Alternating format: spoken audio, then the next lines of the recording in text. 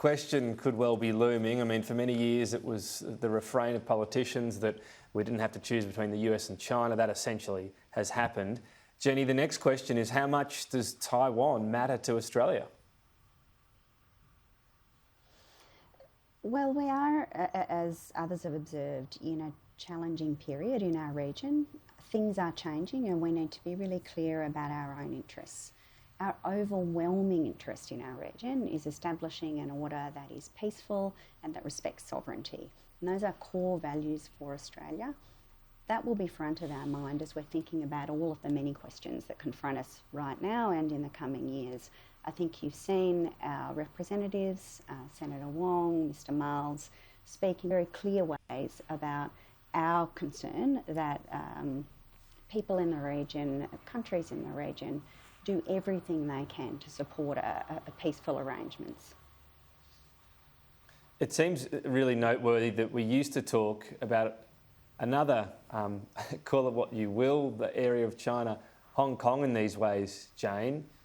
That used to be the sort of poster child for one country, two systems. Doesn't that now show what's happened in Hong Kong, that any talk of that China has of one country, two systems for Taiwan is pretty farcical?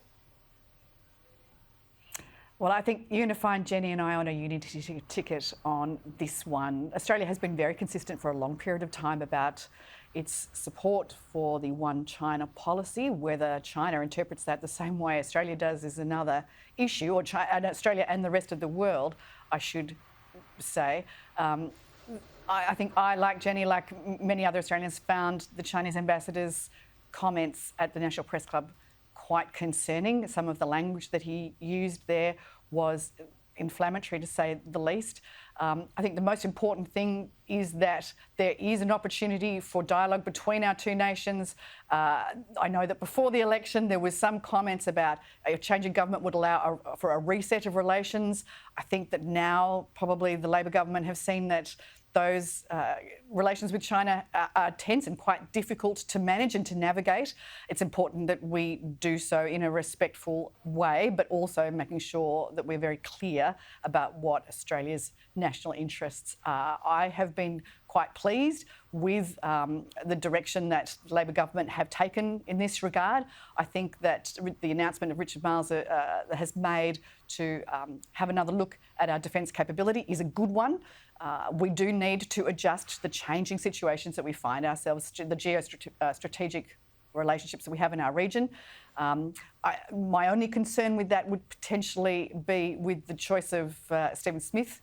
Under Stephen Smith, we saw a reduction in the capacity of our Defence Force, in fact, a $5.5 billion cut to defence spending. We certainly wouldn't want to see that now, and I think that there should be a commitment from the new Labor government to make sure that that doesn't continue. Stephen Smith, that wasn't him driving down the budget. Let's just be clear on this. That was Labor scrambling around, desperate to try to get a surplus, and any reasonable cut was considered, and a very different geostrategic and that actually speaks environment at the time. That speaks to priorities.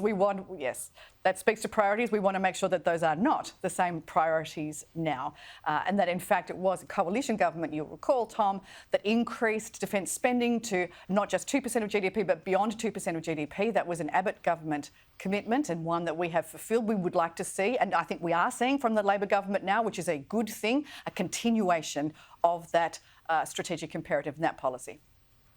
Jenny, is the real hope of a reset of the relationship with a new government seeming pretty forlorn right now? I think we've always been clear from opposition and now from government that A, stabilising the relationship is in our interests but also in China's interests, and B, that would be challenging and that it would take time. No one should be naive about some of the areas where we actually disagree, but our intention is to continue to assert our interests, to cooperate where we can and to disagree where we must. No one is suggesting that that's straightforward, but what is required is a really clear understanding of our national interest.